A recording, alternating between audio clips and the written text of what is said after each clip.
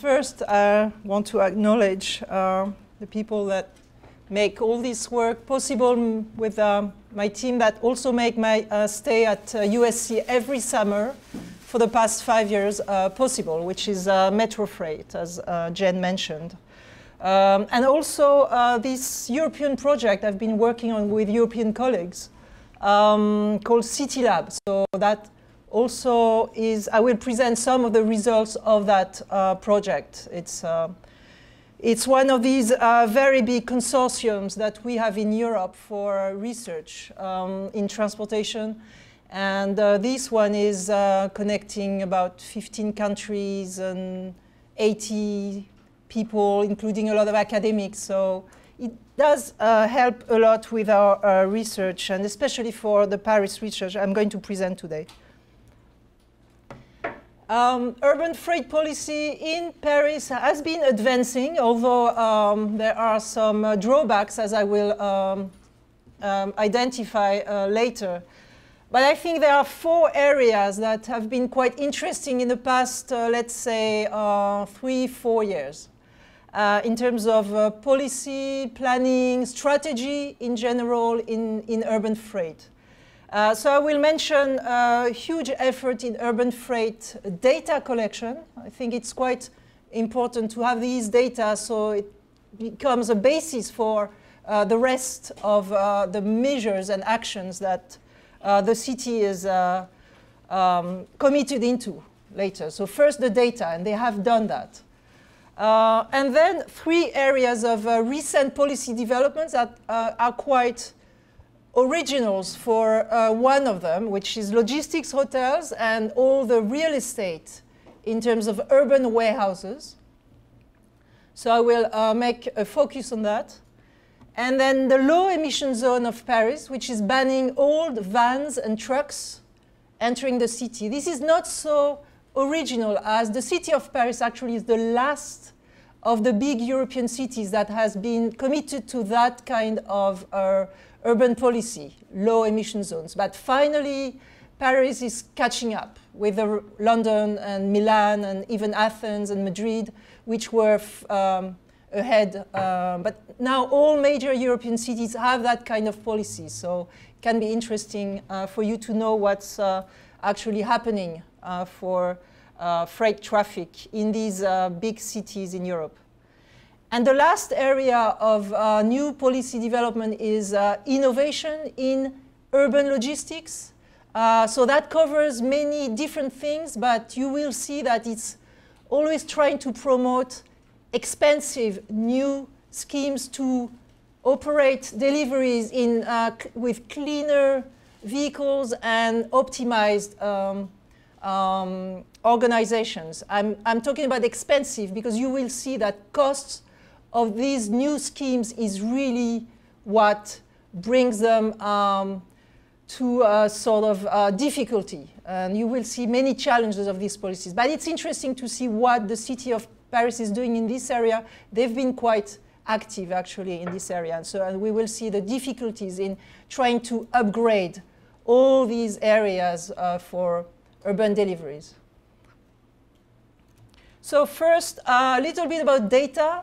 I already mentioned some of these numbers in previous presentations, but again, I think it's so important for cities to collect that data that I will go very briefly again on some of them.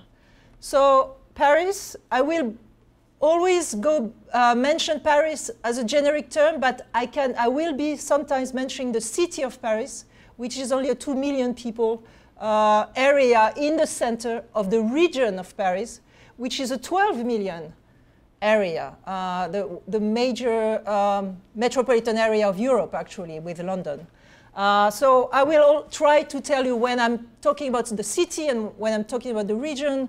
You have the same issues in LA, in many metropolitan areas here.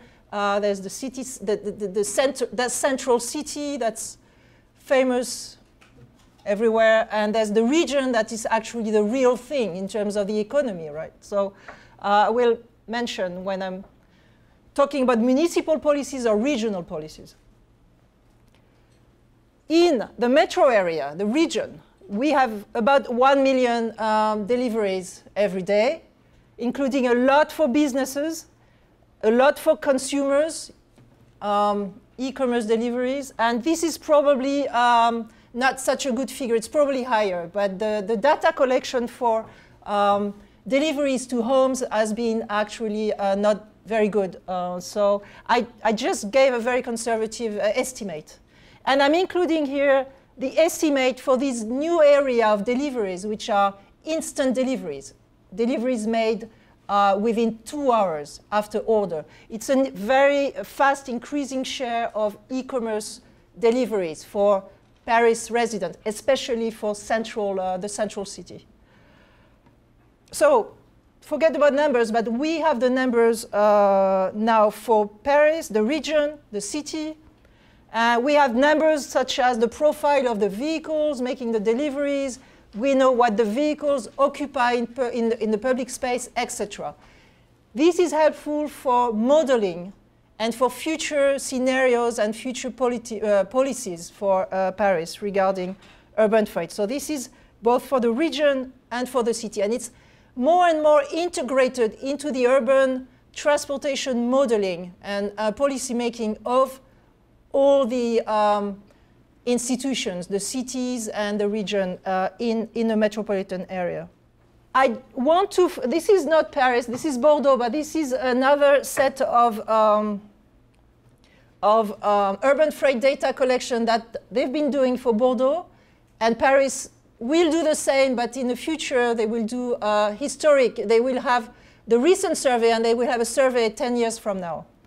So that's what we want to get to. So just give me, let me give you very briefly the example of Bordeaux, which is a much smaller city in west of France. But I think they provide very interesting development over what happened for the past 20 years.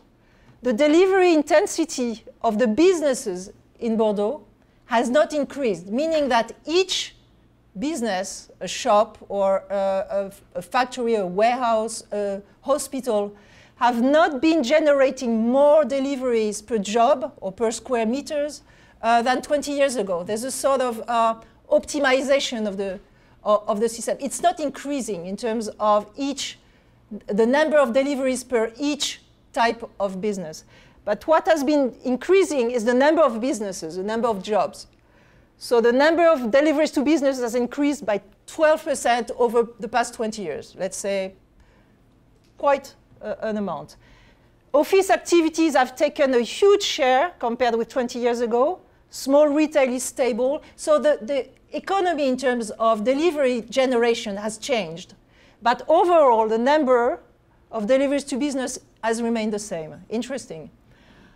What has incredibly exploded is, of course, B2C deliveries. And so we calculated that the total increase in the number of deliveries in the Bordeaux metropolitan area has increased by 50% for the past 20 years. So probably Paris has known the same or slightly higher. Just to give you an idea of what has been happening for the past 20 years, especially because of deliveries to homes in residential areas that are very different from retail or shopping or office areas than before. So again, data collection, very important to understand what has happened and what may happen in the future. Okay, then now let's go into the policies of the municipality of Paris. And I will also briefly mention the region of Paris policy. But now I will mostly focus on the city of Paris as a municipal institution governing this very central, very dense area of the region of Paris with 2 million people and about 2 million jobs. There was an important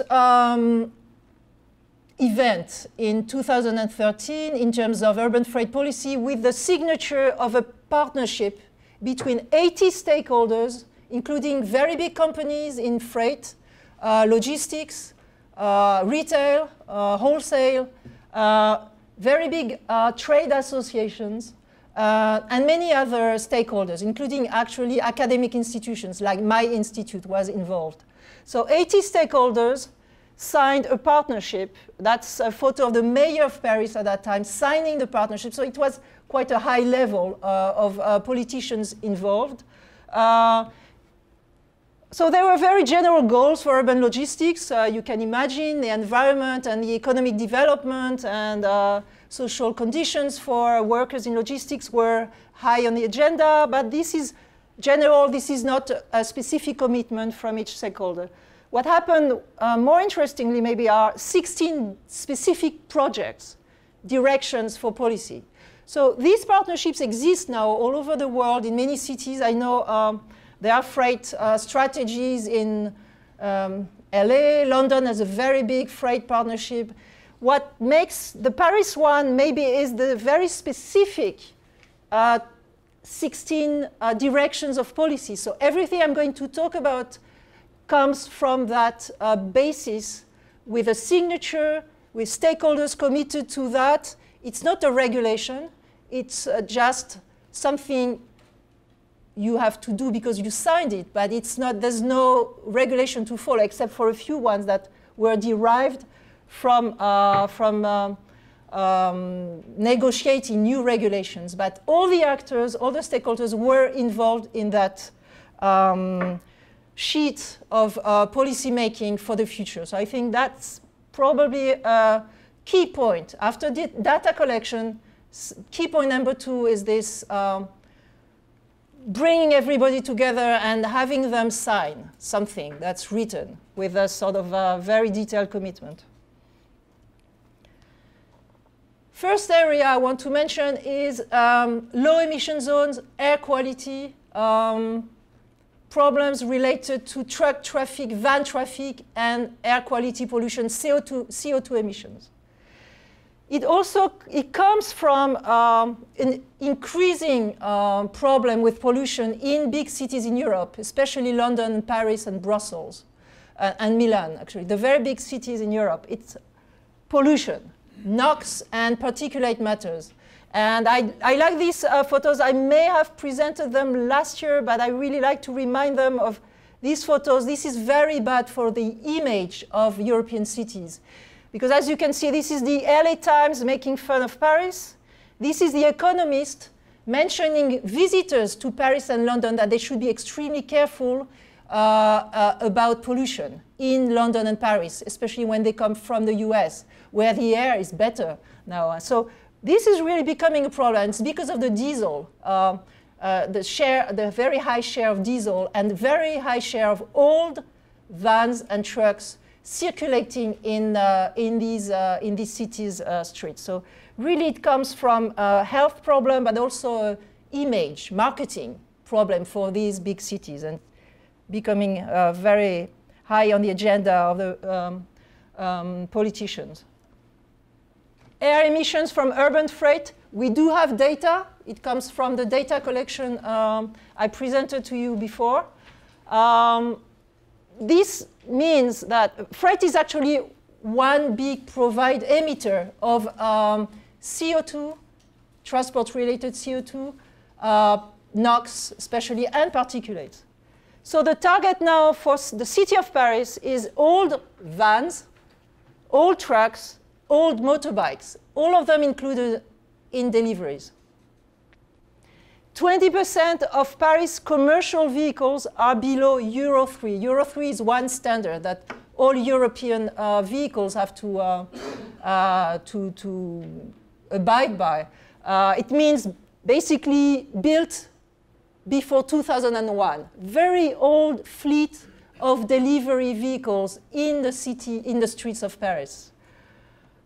So there's a low emission zone which has been established for the past 2 years. And again, as I said, Paris was the last big European cities in implementing a low emission zone. Now more than 200 big cities in Europe have that kind of regulation. So it's very simple. It just bans access to the old vehicles.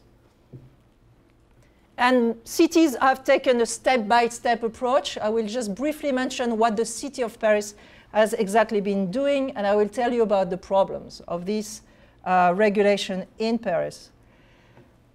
This is the new regulation. don't even try to understand that. It's extremely complicated. All vehicles, including passenger cars, actually, need to have a label today. That's very recent for French cities. It's been on in German cities and in many other countries for a longer time. But you need a label now. And the label more or less indicates the year the vehicle was built, right? And it's different from vans and lorries. So it's actually quite complex. But just remember one label. Cities can choose to ban either only the level 5, which is the oldest, or level 4 and 5, or 3, 4, 5. Cities can do whatever they want with the labels. If there's a peak of pollution, they may even ban everything except electric. Or if they think that the problem is not that bad, they can just ban level 5. Or they can not ban any of these vehicles. The city of Paris has chosen to ban level 4 and 5 for freight traffic. And vans and lorries are slightly different, but I'm not going to get into these details. But that's what has been happening for the past 2 years. First level 5 and then level 4. So now we have Paris low emission zone is complicated because you have to understand if your van or a regular gasoline van or diesel van can be different, if your truck of watt year, etc. But basically Euro 4, which means 2006, built before 2006, trucks and vans are banned from the city. But there are exceptions, night. You can still drive at night and deliver at night with an old one, which is a rather strange way of reducing emissions. You can ban the weekends. It's not banned on the weekends, and you have a lot of exemptions, especially all the open farmers market in Paris, and there are many of them, with actually they are the ones using the oldest vans and trucks in the whole supply chains of Paris, have a general exemption. They don't have to go by the rule. Another problem is that it's only the city of Paris. Remember, the city of Paris is only one of them. It's just the center. It's a big generator, big attractor of activity, but it's only a regulation from the city of Paris. No other city around Paris has chosen the same identification of labels. Actually, they don't have any regulation. It's poorly phased for the future because of a political timidness, I would say, a scare of what could happen in terms of banning too fast old vehicles. The city of Paris has been very shy in presenting what is coming next. We actually don't know what's coming next year. So manufacturers and operators don't know what the regulation will be 1 year from now, which is a very short term. So that's a very big issue for the operators. And it's poorly enforced because the city of Paris doesn't have enough agents. The agents are actually national police force. They don't have their own local force. That would be very expensive, but they are trying to make progress in enforcement. London and all Italian cities can actually have a very high-tech way of enforcing with cameras that can read the plates of the trucks and the vans and can actually guess and know the standard, the year they were built. It's automatic. French cities, German cities cannot do that for privacy issues. So the regulation, the national regulation prevents cities to use these cameras that read the plate. So it's another problem for enforcement. So they need human agents to do enforcement. But it's very poorly enforced. That's, of course, one major issue.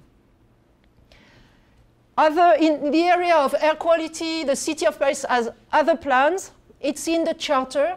Mentioned 16 different measures. This is a second one. CNG is very high on the agenda. A little bit electric vehicles, especially for freight, actually, with some subsidies and charging stations in the street. But the higher involvement probably is in CNG trucks for bigger trucks. CNG stations will be implemented, are being implemented in the municipal area. And around, this is actually just around the city, in coordination with the cities around Paris. So that was my focus number 1. Air quality, low emission zone, not perfect, but at least we have a start.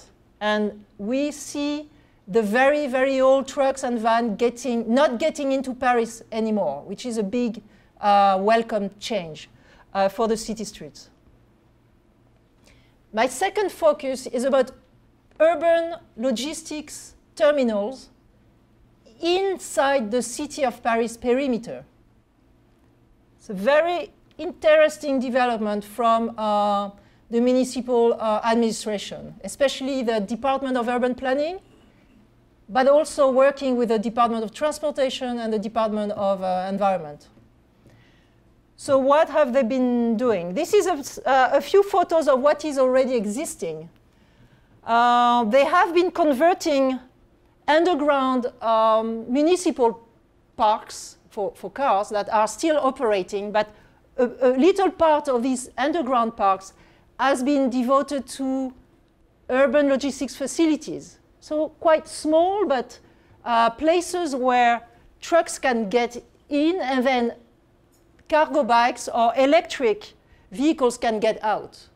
Because the last miles are much shorter. These underground parks are actually within Paris and in very central areas of Paris, such as Place de la Concorde, which is actually the central, the very center of Paris, very expensive real estate. But underground, the city of Paris has been opening bids for tender for companies that are using clean delivery vehicles. So that's an example, the small ones. But the city of Paris has also been involved in promoting bigger, larger urban freight logistics terminals in the city. So that's what they call logistics hotels. So small underground places for logistics and bigger ones called logistics hotels. But first I wanted to show you this.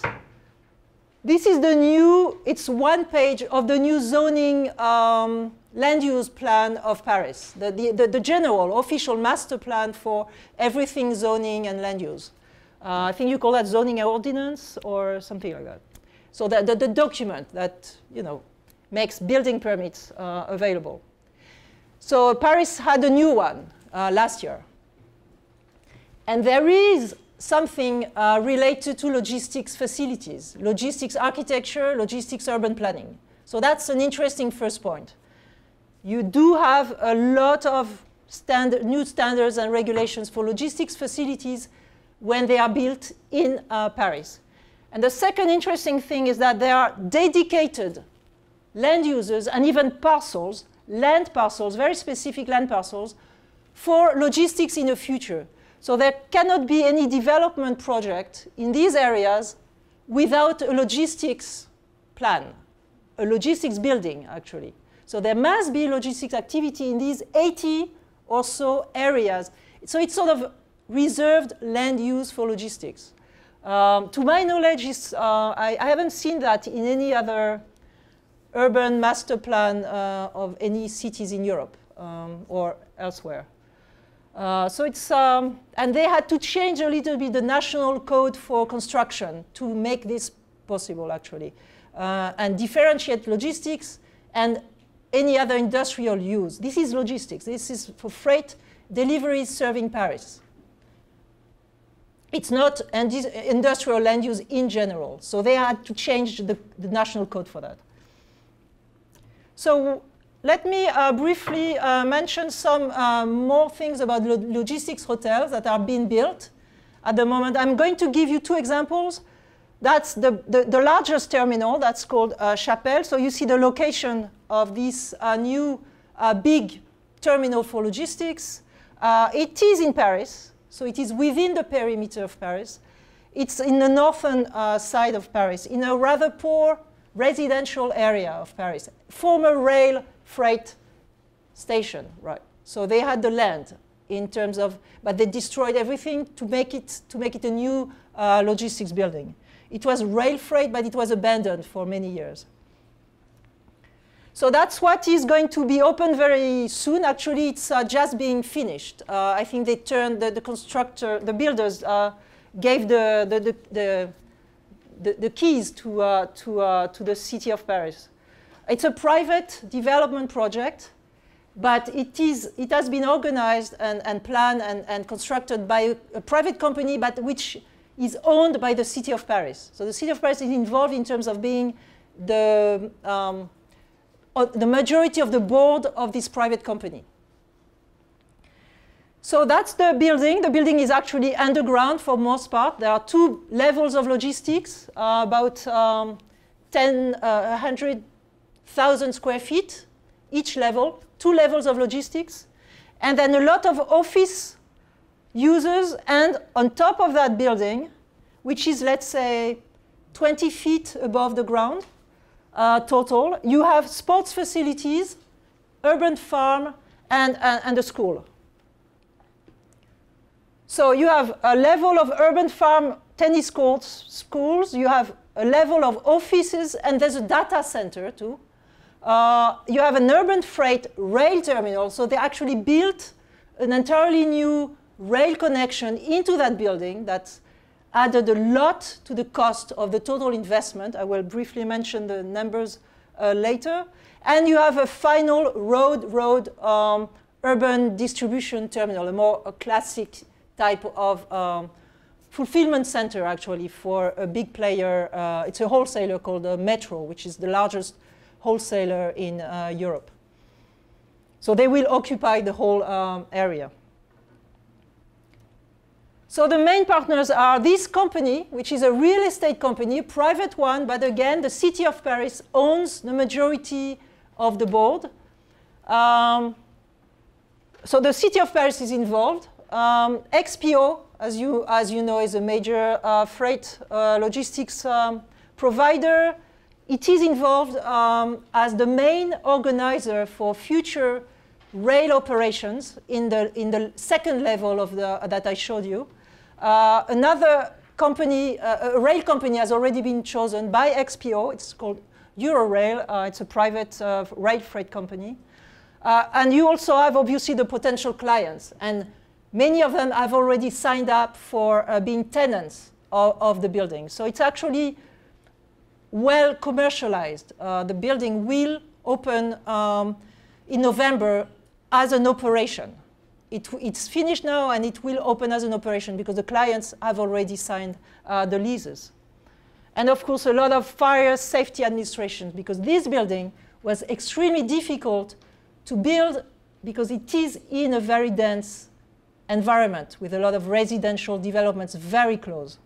So I tried, for CityLab and for MetroFreight, we did a little report on the history of the urban planning and building difficulties. How difficult is it to build such a multi-story new building in a dense urban environment such as Paris? So we came up with a report that's actually rather depressing to read because it's 50 pages of difficulties. So this is just one slide to summarize these difficulties, but they started in 2006 and they are opening in 2017. So it's a very long process, and it's all regulation. And I tried to translate the terms, but we have very specific regulations for these specific types of buildings. And because of the rail dimension of the second floor, of course, additional safety regulations were involved. Hazardous warehouses in France are considered hazardous activities, even though they just store very simple goods. So it adds a very difficult layer. If it's in an urban area, it's even more complicated. So just to give you an idea visually of the difficulty, it took more than 10 years to actually have the building open. And it's technically the building, except for the rail part maybe, which is a little bit new in terms of rail transfer of the containers. It's a little bit specific, but for the rest, it's a basic building. high on the environmental standards, but like any other building in Paris. But it took 11 years. And in terms of budgets and investment, it is expensive. The main thing, the market price for these real estate in logistics in Europe is that you cannot go much over 100 euros per square meter per year. It's a rental price. Sorry, I didn't translate that into square feet and dollars, but interestingly, all over Europe, that's a psychological limit. If you try to rent above 100 euros, you will never find a logistics company interested, right? So they had to stay within that limit. So that was the first thing they had to look at. And then they had to be profitable. They couldn't be in deficit for too long.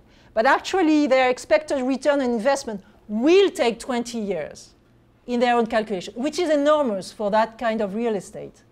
Warehouses generally provide direct returns on investment at before 10 years. So this is a sort of exceptional investment. Sogeres, this company, is rich. It's a rich company because they own a lot of logistics areas around Paris, providing a lot of resources. So they could have a good loan, they could have a huge investment in a very long-term approach. So that's very different from many other logistics real estate companies that will not be able or interested in making these types of investment. So total construction costs, 84 million euros, including 30 for the rail terminal. So a huge part of the, let's say, overcost compared with suburban warehouses would be the rail, the introduction of this rail service. My second example, more briefly, is a much smaller logistics hotel, but it is in operation. It is in the southwest of the city. It is in the city again, and it's an even more urban environment. It's a lot of it's a shopping area, residential area, office area. It's a very mixed environment, extremely dense, a lot of high rises, very dense population and office there. So what did they do? It's the same company involved, Sogeres, the same investor. They bought a municipal car park, but one that's not underground, one that's with several stories high, and they converted it into a 30,000 square feet terminal, 2 levels. So it's been opened for 5 years. It is like a cross-dock for the express parcel industry. They have a very normal use of the building, except it's urban, except it changes everything for their own organization. It's, the company involved is Chronopost, which is a big player in express deliveries in France. So imagine, okay, let's say like UPS would be, but Chronopost is smaller, but it's same market share as UPS for you. So Chronopost is using that. They're paying regular rents, and they're having regular operations. But of course, being in an urban environment is very different for their whole organization. So they have about 5,000 deliveries made from this small terminal. And we could participate in an assessment of the environmental results and the economic results of this logistics hotel. One major problem, Chronopost, the company, had committed to using half of their fleet being clean, so electric or gas. They started very high with 10 electric vehicles out of 30, and now they only have 2. So there's a huge problem in terms of not being able to continue using electric delivery vehicles. I'm not going to give you more details about that, but that's the major issue that the city of Paris is looking at now. They had committed to using these clean vehicles. They cannot use them because they're basically too expensive and too complicated for their contractors to use for different reasons. So that's one piece of the assessment. The second piece of the assessment is much more positive. Despite the lack of electric delivery vehicles, they have seen a huge reduction in the emissions. About 30 to 35%, depending on what you look at, the CO2 emissions, the NOx emissions, the particulate emissions.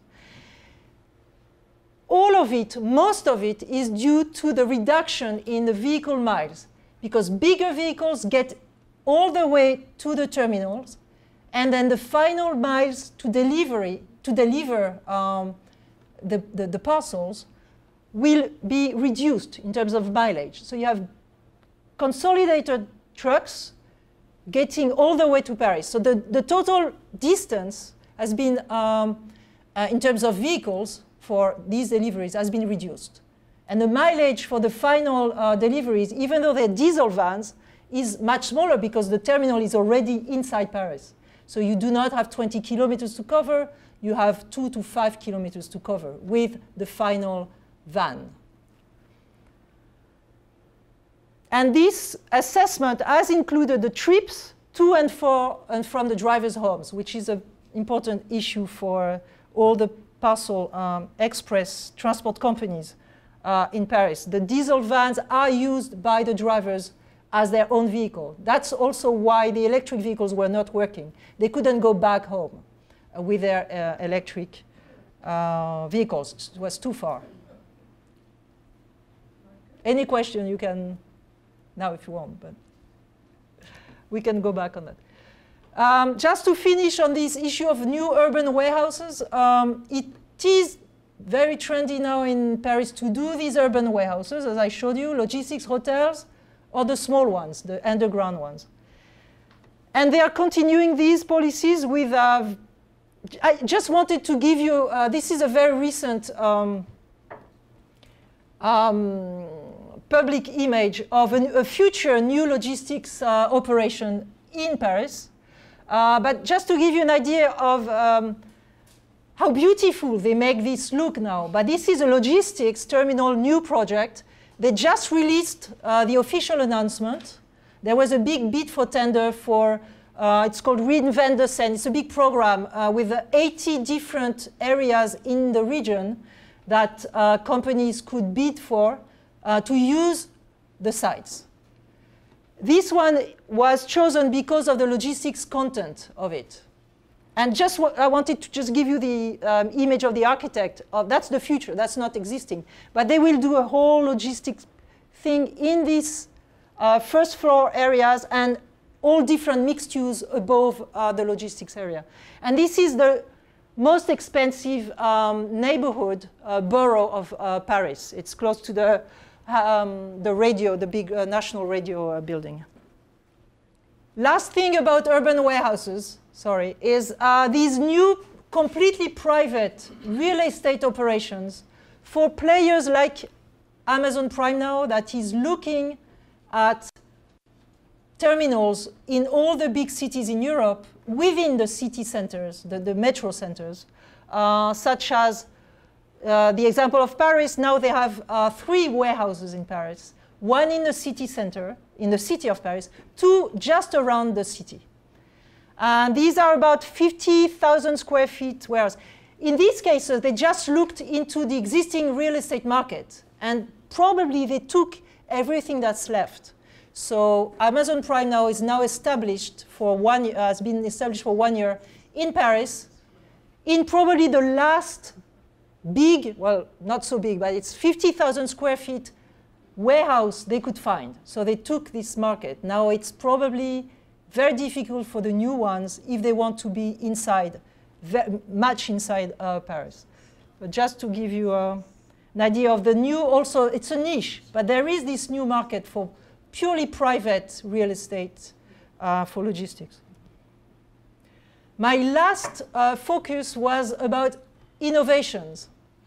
Of course, what I mentioned before is also innovation, especially in development and urban planning and land use. But this, now I'm getting into a different type of innovation. I'm getting into the small-scale demonstrators of urban deliveries with super clean vehicles and very different ways of organizing the deliveries. the city of Paris has been very active in trying to promote all kinds of new high-tech developments in urban logistics. I will show you some examples. My concern about that policy is that they spend a lot of money on that, and they have very high hopes in terms of having drones and robots and autonomous delivery vans all over the place, super clean, only electric vehicles for deliveries. That's the idea that they have in promoting this. The reality for the past 5 years has been much more difficult. None of these schemes have actually succeeded, really. The market for urban logistics is actually, as you all know, is a very tough market. It's low cost, low price market. It's very difficult to innovate with a very different organization in terms of the technology of the vehicles involved, especially. So I'm starting my point by saying it has been very difficult. But let's get into a little bit more of the details of what the city has exactly been doing. They've been opening a bid for innovative projects. They've been labeling projects. They have selected 22 projects with City of Paris sponsorship, with facilities, with networking, with a lot of help. No direct money, no direct subsidies. This would be illegal from a European point of view, but a lot of promotion, a lot of help in networking, in finding urban spaces. The underground parkings are involved in these experiments. So first policy was this big project for innovation labeling. And the second one is not yet in operation, but it will be soon. It's the opening of a building. So actually the city of Paris has invested in a building for startups. Startup companies dedicated to logistics only. So there will be, it's called an incubator. I don't know if it's in English, if you use that word, but it's an incubator building for logistics startups. They have already selected the companies, the small companies that will be involved and that will be selected and that will be able to use the building basically for free. The rent will be very low. So it's a way of promoting these very small companies. So these are the two major directions they have been using. Just to give you an idea of what they have in mind, I think, because I've worked on the assessment of these 22 projects, actually. We just finished the report. What the policymakers, the mayor of Paris, the new mayor, the mayor who is actually in charge, Mrs. Hidalgo, what she had in mind is really that kind of imaginary, that kind of landscape of technological innovations in delivery. So that's why I just put you this slide, but it's all these new land robots that actually are being tested in a few cities around the world, especially in California and in a few in London and in a few cities in Italy. Well, it's just being tested, but that's the mindset of I think the decision makers at the political level in many European cities at the moment when they are promoting these new companies, right? And the mindset even goes further than that. That's the autonomous delivery vans, including actually drones. So I just took a few images from what's being discussed in the general press, just to give you an idea of the mindset of the policymakers in Paris. The reality is this: it's not bad. The 22 projects that have been promoted, some of them have, let's say, 2/3 of them have been abandoned. Too complex, too expensive. But 1/3 has been developed as a test. And that's one of them that's conceptually very interesting. A big truck is coming in the streets of Paris. It's actually doing that. The test is ongoing. So a big truck is coming in, and a small electric sort of vehicle gets out with the container behind it, and they will deliver, they will make the tours. So the big truck acts as a mobile terminal. That's the idea. It's been tested in the city streets of Paris for the past 6 months. It's doing well. It's just more expensive than what's happening today in real life of the operation of the deliveries. So that's an example. So we have about 8 of these projects that are actually being tested. Another kind of innovations that the city of Paris has been promoting quite extensively is alternative modes of transportation, using rail and waterways to deliver city stores and city businesses. So I'm just giving you the most 2 famous examples. These are big retail companies. The Casino Group, which is a big retail group in France. For one of their branches, they have been using a train. 90 Paris stores have been delivered with a train. Every night there was a train coming into Paris. About 20 cars were getting into Paris, and then it was delivered by CNG trucks. And I have already presented that when, that's a long time ago, 6 years ago. They have abandoned it recently, too expensive. So they tried to keep it for nearly 10 years. They paid overcost of about 14% every year for their logistics supplies of these Parisian stores because of the use of trains. But then they finally gave up when a new logistics manager got into the company. What's still going on is another branch of this Casino retail group is using barge and trucks. So the barge is actually, it's about the same as the train in terms of concept. The barge comes in and then you can deliver a lot of stores because you have a lot of containers in the barge. So the final trip of the trucks is a very short trip. And that's the image you have. This is still going on. They wouldn't release their economic numbers, but, and they say they're even with the former organization because of this huge consolidation of 3. I can't remember how many containers you can put on the barge, but you do have a lot of them with only one barge. And then you have the final trips with the smaller trucks. So it's still going on.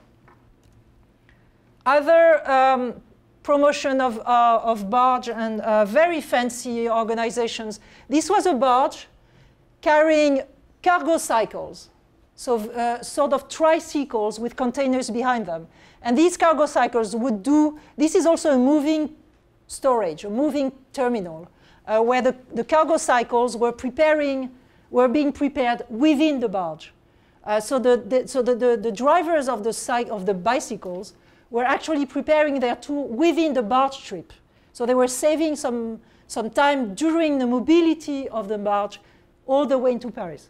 But still, too expensive, so they gave up. Another thing that is really promoted by the city is all these, as I said, cargo cycles, deliveries, especially when the city provides these underground small logistic spaces I mentioned previously. This is to help new companies use these cargo cycles. Again, that's part of what I call these high-tech innovations, although they are not super high-tech. But the city is really trying hard to promote that.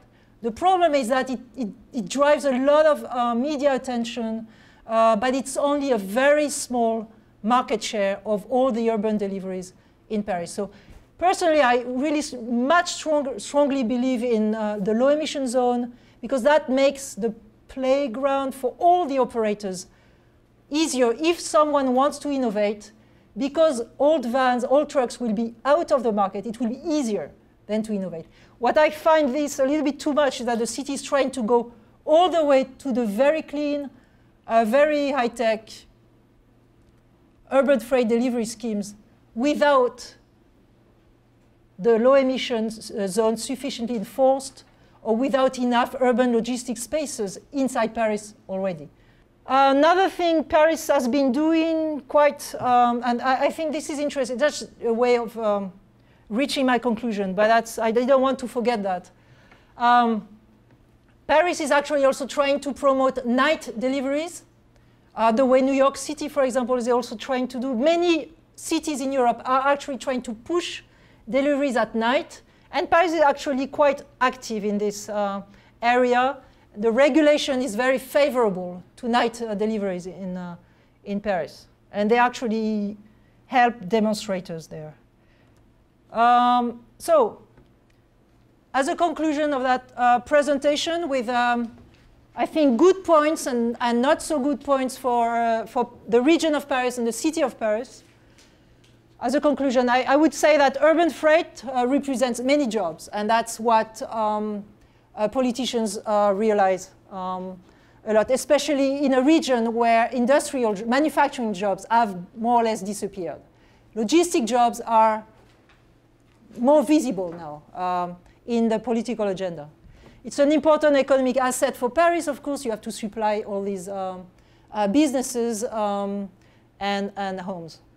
Urban freight still generates many environmental impacts, and probably more so than in equivalent US cities, because of these very old fleets of vans that you can still find in many cities in Europe, despite the new low emission zones. New logistics services are emerging. I mentioned instant deliveries. The municipality of Paris does not know what to do about this new type of traffic. These new urban deliveries are made, a lot of them by bicycle. And this is a very new area that traffic engineers, urban planners still have to understand so that it can be accommodated in the general Paris traffic, which is already very chaotic. So it adds a layer of complexity to the management of the Paris street. Local decision makers are looking for effective policies. They are collecting data. They are really trying hard to be more imaginative, innovative in their policy designs. That's a good thing. The urban master plan, the land use plan is very innovative in that regard. But, of course, and that's a very general comment, but it's still very true, many freight and logistic issues depend on the economics or on the long-term national and European policies and regulations, and that cannot be properly addressed at the local level, especially at the very local level. The city of Paris still sees itself as an entity standing by itself without cooperating enough with adjacent municipalities and the region. So that's a very enclosed policy making, because it's such an important city in the region. They really don't reach out enough to the other municipalities, whereas many of their policies should be coordinated with the rest of the metropolitan area. But what's increasing is they are increasing knowledge and awareness through the stakeholders' partnerships, through the data collection. And as my very true final conclusion, I just wanted to add a final slide to give you an idea of the difficulties in urban freight policy making. So for that final remark, I'm taking a recent survey we made 6 months ago for all these new instant delivery business companies, which are actually self-employed freelancers working on their bikes, using a smartphone apps, connecting them to a web company, an interface between people asking for deliveries and people offering the goods, right? So we did a survey of about 100 of these people. And that was made in Paris. So that's a very Parisian result. And I'm just taking one piece of the results here. It's we asked an open question to these people, to 100 of these delivery drivers on their bike, who have to go by the smartphone, like Uber, but for goods. So these 100 guys, 98% were men. We asked them about their challenges. This is a very new type of work, right? And so we wanted to know about their feeling of difficulties and challenges in their work. Because then that's what the City of Paris will need to know to then design a policy to address these problems, right? So this is what we came up in terms of results. 100 people, new jobs in urban deliveries, using bikes, having to go very fast, driving around Paris. What are their problems? One is rain, weather, cold. So, of course, it's very difficult to be a bike user for work, for delivery work in Paris. Paris is not Los Angeles. Paris is very complicated. You have to take your smartphone out to look at your GPS. That's difficult. 6 months a year in Paris. Very bad weather conditions. But what can the city do about that? Second problem was the applications, the GPS, smartphone batteries, the challenges of the devices. And then came congestion, pollution, traffic. Never came road safety. So none of these 100 people we interviewed were actually, and actually there are a lot of casualties, but the people we interviewed were the ones that were not, that were operating well, right? And the ones who had not had, or these are young people, not very conscious of the risk, and they're taking a lot of risk. So the City of Paris is actually very sensitive to road safety for these people because they have the numbers coming, but the people themselves never mention that as one of the challenges. But they did mention the problems of having to go dodge all the cars and traffic problems, of course. And then bicycle theft, lost time waiting for the orders at restaurants, so that's a problem in the supply chain, problems with bike lanes and other problems. Just my point was not to go into that survey per se, but just to tell you of the difficulties in making then an urban freight policy regarding that. What do you do with that? How do you deal with these this new emerging business, new emerging service? Because it is emerging, it is growing, no matter what the city says. The city says, bike, good, because it's a bicycle, it doesn't emit pollution. But it's adding traffic problems, it's adding road safety problems. So new challenges for the city. Very difficult to integrate that into the urban freight policy.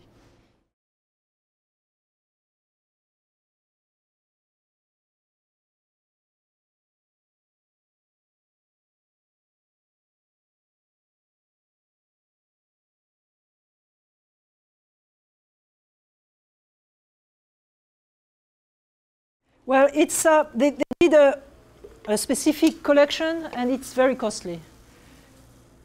But it's very good. So that's a trade-off. Either you put that kind of money, it's a €1 million survey. But you have an extensive, comprehensive data. Is it dynamic, real-time? It's done, it's a snapshot of 2014. So you need to do that at least every 10 years. So probably cities now in France cannot do that anymore, budget restraints, right? So we do, as academics, we have to help to make this data collection much cheaper. And I think the technology can help us, really. But maybe we need to work harder on designing methods to collect through partnerships with the big data, the freight operators, to collect data. And for example, the big, one big operator, DB Schenker, it's one, I think it's one of the major logistics providers in Europe. DB Schenker has approached us, IFSTTAR, to start working on their data. So they will give us all their data of freight deliveries, freight origin, destination, what's inside, because they have that. And we will try to figure out, I'm not involved directly, I'm not at all a data person, but I will, of course, be very interested in the results of that. But then the problem is it's only DB Schenker data. How do you manage to collect, to have a comprehensive representation of, because DB Schenker is specific. They have specific clients, they're big, they have specific contractors for urban areas. What about the DHL and the other ones, the Chronopost? How do you add up all this? But I think the way in the future will necessarily be finding cheaper ways. Of course, I would love that 1 million euro survey to be done again, but I know Paris will never do it again. We were lucky to have it once. I mentioned that I would talk about the city and the region, and I mostly focused on the city. And the problem of the city policies is that they are very focused on the last mile. The region of Paris has not so much power and leverage over transportation in general, except multimodal. So one of their focuses was to develop rail freight and waterways. And they were part of the demonstrations for the big retail companies. I showed that. They actually gave some subsidies for that. The problem is they're not that successful. Rail freight in France in general is very, very unsuccessful for very different reasons. And the region has not been able to reverse the trend. So that was checked. They tried. Because they provide subsidies to any company in the region that will use rail freight and barge. They provide subsidy for each container that is actually brought into the region by rail or by barge. So that's a very down-to-earth policy. It's subsidy, but nobody is asking really for the subsidy because nobody is really using waterways or barges. Road transport is so efficient. The second lever they were going to try, and then they gave up for political reason, is pricing of the regional highways. They asked for, they couldn't do that at the moment. We would need a change in the legislation, national legislation, but because for the moment only the state can accept pricing or not, right? But the regions together, the 10 regions of France were saying, we want that, we want to be able to make that policies. So the legislation is going to change. And the region of Paris said, we will do that. We will do that for trucks over 12 tons. All trucks using the regional highways will have to pay the money was 12 cents per kilometer? Something, I forgot. So the plan was really advanced, and then they gave up for political reasons because of fear of backlash from the economic side, business partners. They've been, what else? They've been doing a regional master plan, trying to involve, another dimension of their policy is trying to cluster logistics parks. But they don't have the land use, any land use power. It's all back to the municipal level.